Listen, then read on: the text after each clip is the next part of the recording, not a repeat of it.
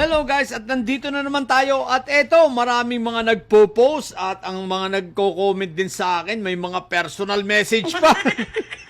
Bakit hindi ko raw i-content ang mga baha sa Maynila? O di ba ga? O sige, eto, pagbibigyan ko kayo at i-real to ko kayo ha. Kasi sabi nyo, lagi na lang pagbaha sa Davao, lagi ko napupuna. Eh kung hindi pala naman kayo bobo, ba't hindi ko pupunahin? Eh may budget na 51 billion yun. O eto, para masiyahan kayo ha. Baka akala mo syempre naman ang mga baha sa Maynila kami nananawagan tuloy-tuloy. So at least nakikita natin ang patuloy na problema. So hindi naman natutulog ang ating gobyerno. Pero tandaan ninyo mga didilis, huwag kayong tanga. Ang poon ninyo ay mayroong nasa 13,000 na flood control. At ang mahigit sa, pag hindi ako nagkakamali, mga 7,000 yata rito o kung ilan libo ay nasa Metro Manila. Kung yung tatay niyong karton na sira ulo ay magaling, di sana wala nang baha sa Maynila sa dami ng flood control niyang pinagawa. Ang tanong nasaan? Wala akong makita kahit isa. Kaya nga doon sa mga kadebate kong mga didilis na kagaya yung mga bobo, di ba walang makapagbigay sa akin? Simple lang ang tanong ko, 3 magbigay ng ipinagawa na ni Fentaboy na flood control, wala kayong maibigay. Kasi nga mga bobo kayo, tatanga-tanga pa kayong mga hinayupa kayo. Sa totoo lang, walang ipinagawa na flood control si Fentaboy. Bagamat siya ay nagre-report, sinasabi niya sa kanyang zona na napakadami niyang ginawa nung una 11,000 tapos naging 13,000. Pero ang katotohanan, wala kahit isa siguro. No, meron pala yung sunog apo na ipinagawa pero hindi tumatakbo. 'Di ba? Yung nasa Tondo. Pero hindi tumatakbo, hindi tapos. Yan ang ipinagawa ni Fentaboy ninyo. Ang tanong ko, ngayon, kung magaling si Fentaboy ninyo, dapat bago pa lang si PBBM nung mga nagbagyo, wala nang baha. At tatandaan ninyo ang bahang yan, matagal na yung problema sa Maynila. High school pa lang ako, sa Kalaw, bumabaha na, mga bobo.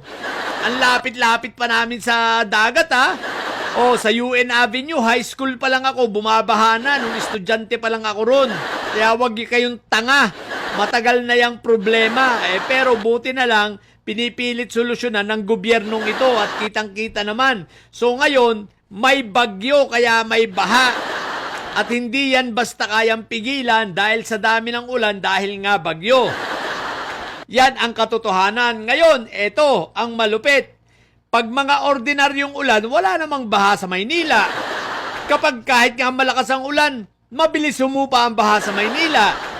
Di ba nagkakabaha pero mabilis humupa na ngayon? Bakit? May mga improvement na bagamat hindi pa totally nasusolusyonan.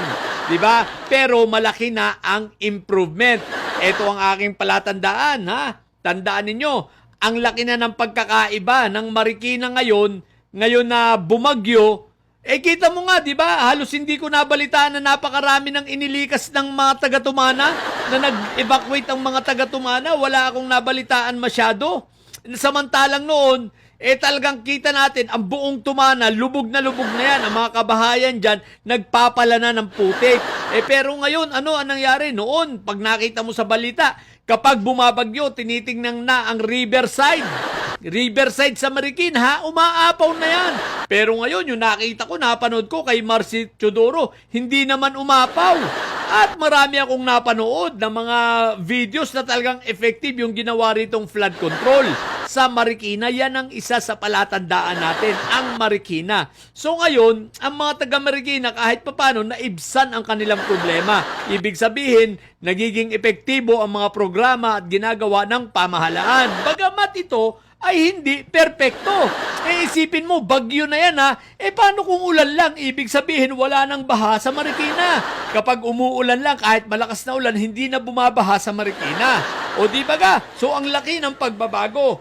Ngayon, ang tanongin natin ay ganito Total, nasabi ko na, si Fentaboy ba may naipagawa talagang flood control? Kung maayos siyang presidente, bakit hindi niya nasolve ang flood control sa Maynila? Bakit umalis siya na ang Maynila ay binabaha? Bakit umalis siya na ang flood control ng mga project ay hindi matagpuan? Bakit umalis siya na nagbida-bida siya na nasa 13,000 ang flood control niyang pinagawa? Walang makita. Kahit nga 3 lang, hindi kayo makapagbigay kung nasan O di ba nga mga didilis? Kaya ayaw nyong didibate kasi nga bobo kayo dahil wala kayong maiipakitang pruweba kung saan. Di ba?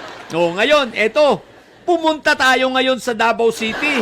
Ang Davao City ang malupit. May 51 billion, kaya't lagi naming sinisita kasi may 51 billion na budget sa flood control pero bumabaha kahit walang ulan. O di ba totoo? May namatay pa nga, hindi naman umuulan, bumaha lang, di ba? Sa isang ilog. At eto pa ang malupit. Kapag wala pang bagyo yan ha, walang bagyo, bumabaha sa Davao City. Ang Maynila, binabagyo. Ang Davao City, binagyo ba? Wala! Ang Davao City, umulan lang. Kaya nga nung umulan, lampas bubong ang baha. Real talk tayo ha. Kapag sa Davao City umulan, lampas bubong ang baha. At kapag naman umambon, hanggang tuhod ang baha. At kapag may hamog, kapag umambon, hanggang dibdib ang baha. At kapag may hamog, hanggang tuhod ang baha. Gusto nyo ng real talk ha? Natanong nyo ba sa inyong sarili? Lalo na dyan sa mga taga Davao kung ang Maynila ay binabagyo. Isipin ninyo napakalakas. What if? Kung sa inyo kaya dyan sa Davao City dumating ang bagyo, saan na kayo pupulutin? Ulan pa nga lang, lampas bubong na. Malamang-lamang kung magkabagyo sa inyo, lampas building na, di ba? Baka yung buong bahay ninyo, pati second floor ninyo, wala na. Lubog na yan. Hindi na yan makikita at ang Davao City magpaparang dagat. Bakit ka mo? Isipin mo, bagyo na samantalang yung wala ngang bagyo, lampas bubong, di ba? Ang mga bahay, yung mga bahay na hanggang first floor lang, lampas sa kanilang bubong. Ang baha dyan sa Davao, uulitin ko, walang bagyo sa Davao City. Nung nakaraang baha dyan, ang bagyo ay nasa norte at wala sa Davao City. Pero bakit ang binaha Davao City? Kung may bagyo, magtataka ba tayo kung babahain? Natural hindi, bagyo yan bakit ka magtataka kung may bagyo? Magtaka ka kung walang bagyo. Doon ka magtaka at ang katotohanan, ang Davao City wala namang bagyo pero binabaha. Pero ang amazing dito, may 51 billion flood control. May 51 billion na inilabas ang gobyerno sa panahon ni Fentaboy at ipinasa kay Iyutman.